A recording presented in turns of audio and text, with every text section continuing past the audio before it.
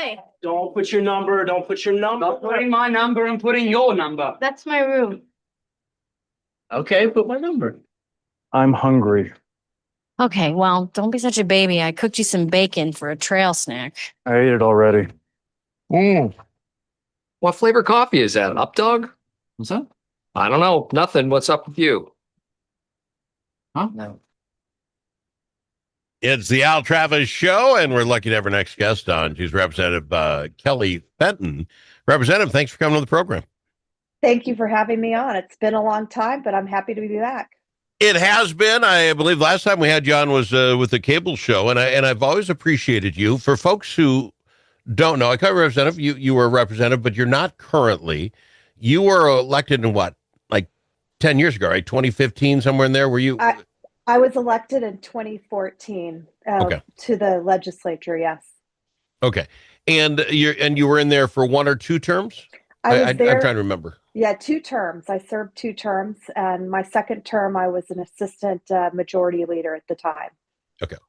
So you've been there, done that. And what's interesting about you, and maybe most folks don't know, is your district was Woodbury. You are that this is the seat, if you will, half of it, that Senator Mitchell is the senator for, correct? I mean, you're in there, you're in the game, you're in that city, Woodbury, right?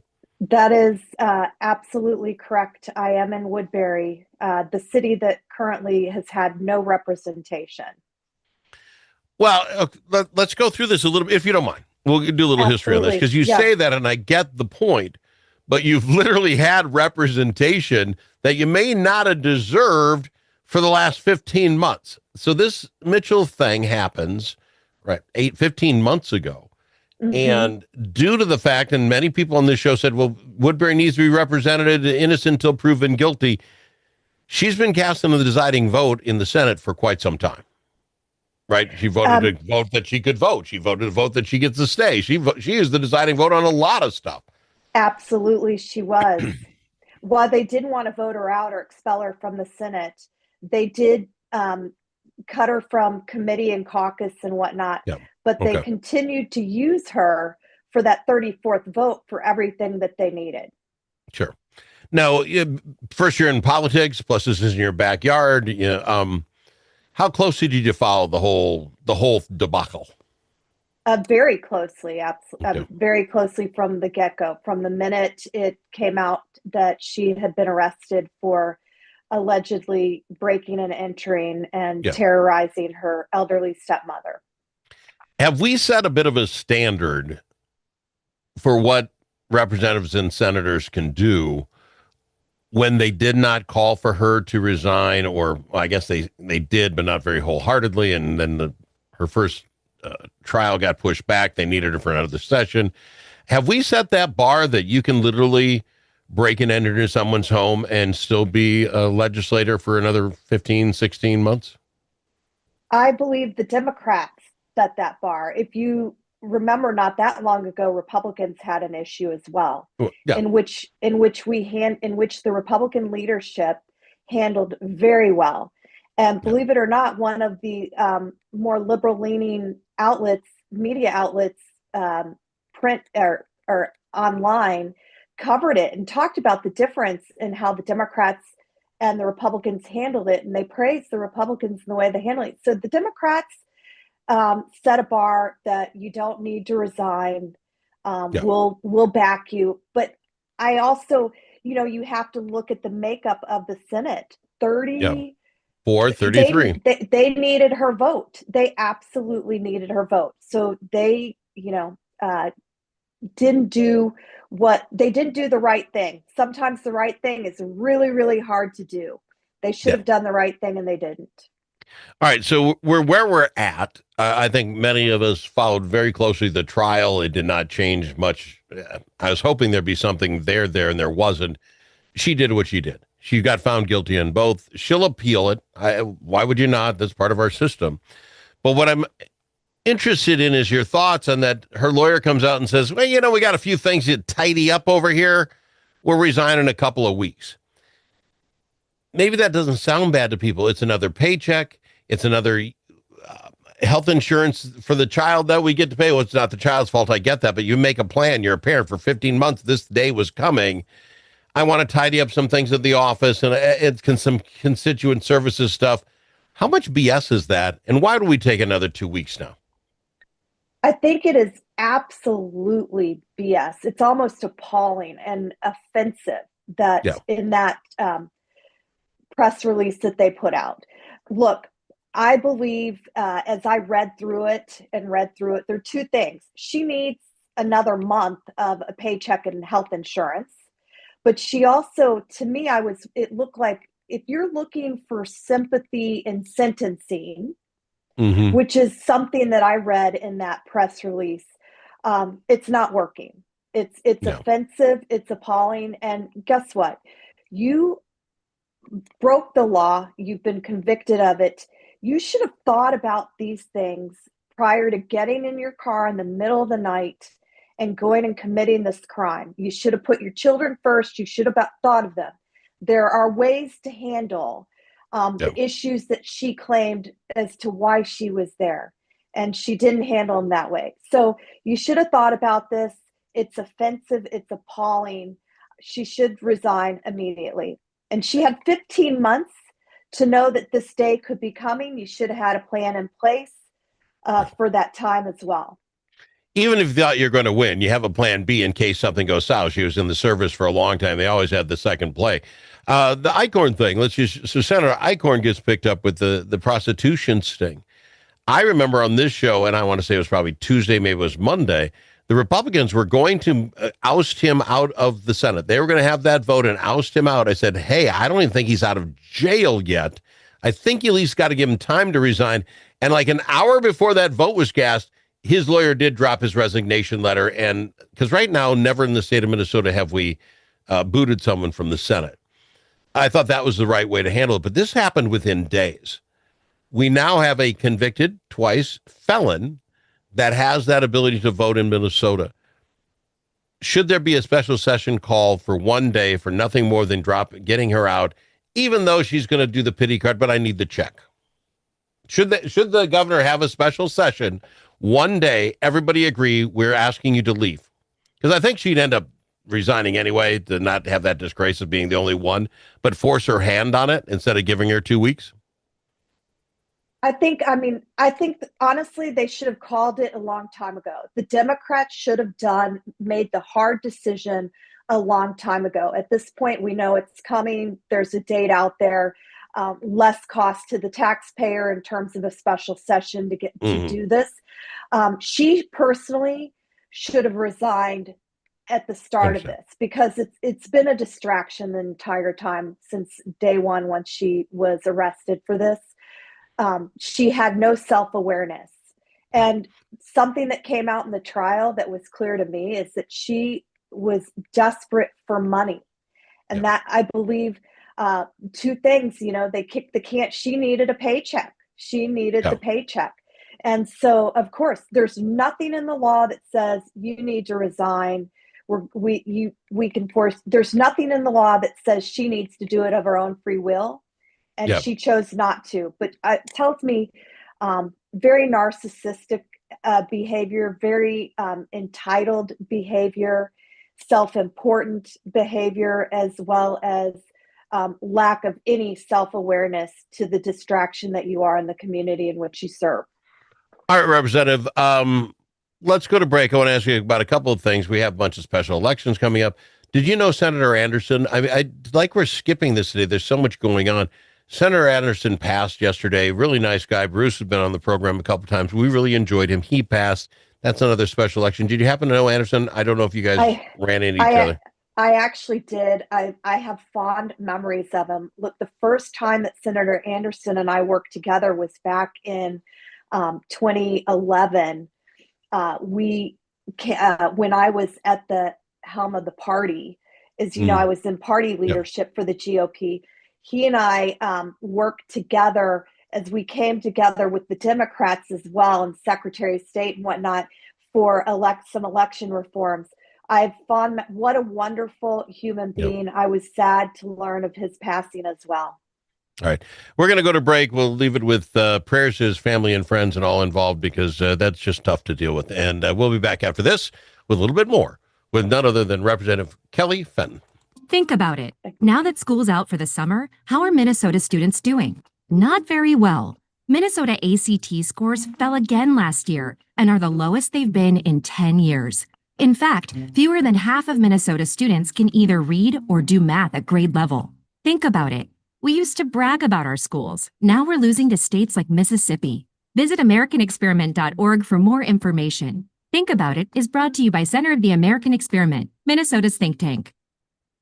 Achieving your financial goals requires individual planning and a comprehensive approach. At Midwest Money Management, our mission is to provide you with the knowledge, tools, and confidence to feel comfortable financially today and secure about tomorrow. Learn more at MidwestMoneyManagement.com. That's MidwestMoneyManagement.com. Securities offered through JW Cole Financial Inc., member FINRA and SIPC. Advisory services offered through JW Cole Advisors Inc., Midwest Money Management, and JW Cole Financial Inc. and JW Cole Advisors Inc. are unaffiliated entities.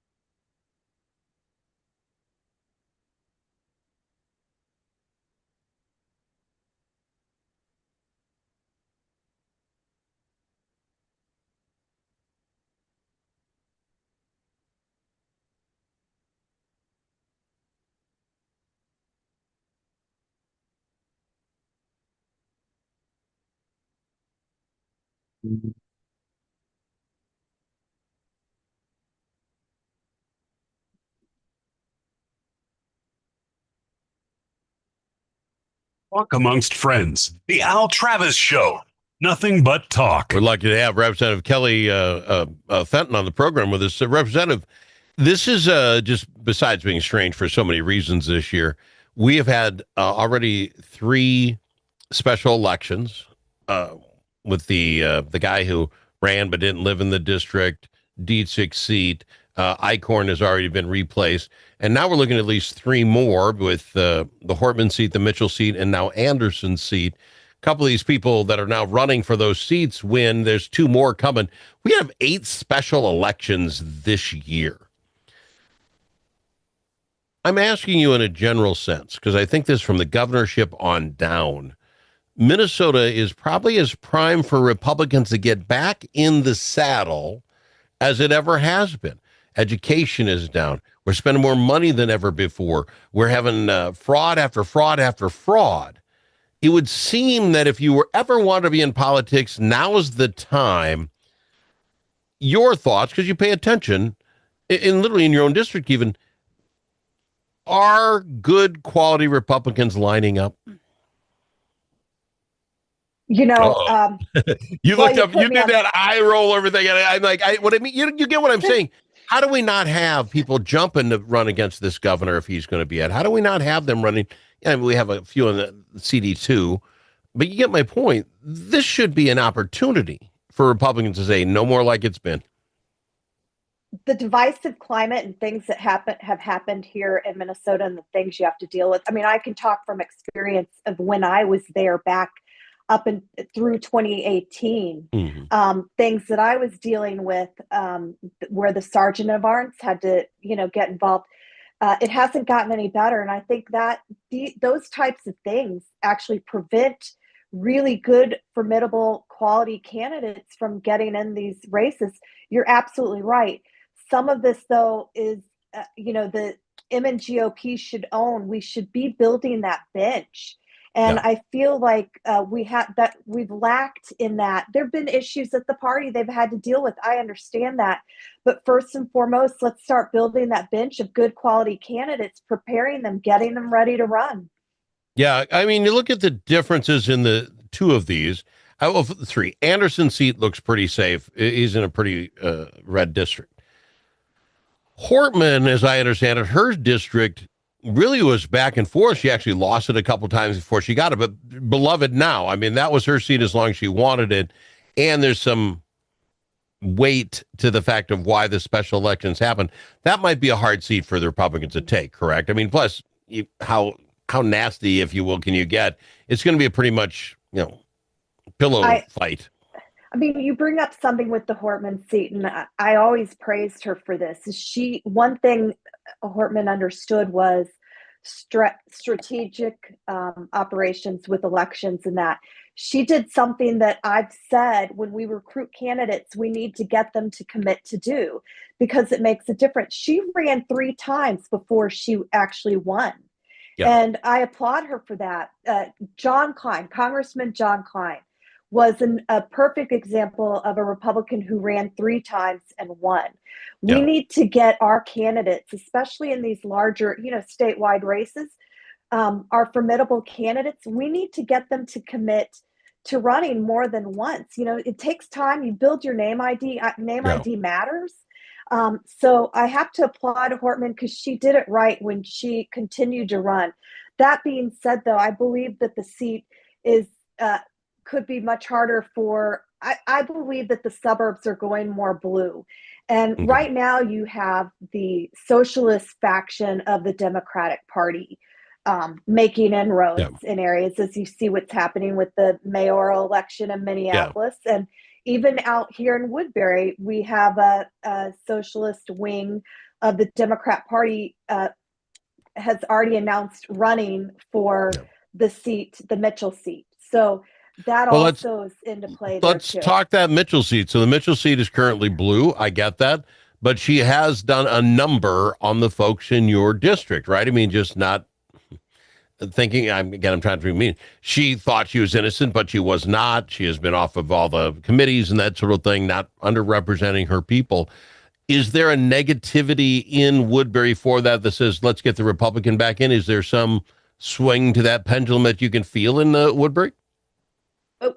This election will tell us that, the special election. I think in the special, it's absolutely a great opportunity to get a Republican in office. What happens in the general election, I'm not sure.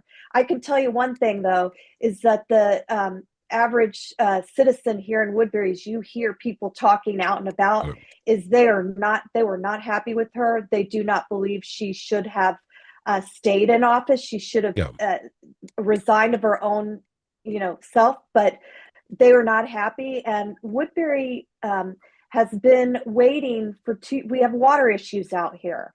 Nobody wanted to help her get any of her bills through once this happened. So we've been waiting and waiting and waiting for bonding money so we can make sure our drinking water is safe and what we have to do with that. That never came through, partly because people didn't want to touch, they were getting off of her bills.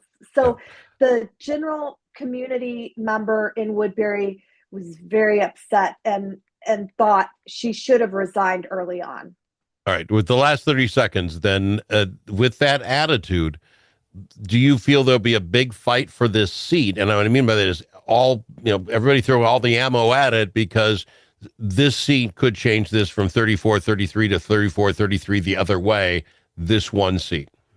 Absolutely. This is going to be one expensive special election race because this will decide the majority in the Senate. So there will be a lot of money put in on both sides of the aisle. And I would say this special is not a given for the Democrat, even though it's pretty blue on the other side. 47A is pretty blue. 47B hasn't really been deep blue. So it's going to be messaging and your strategy coming into getting out the vote. All right, I've got to fly. I'm out of time. I thank you for doing this. Maybe we can get you on this short list and get you back in here to discuss this as this goes on. Is that fair? I'd love to come back on. Thanks for having me, Al. Representative Kelly Fenton on the Al Travis Show. Achieving your financial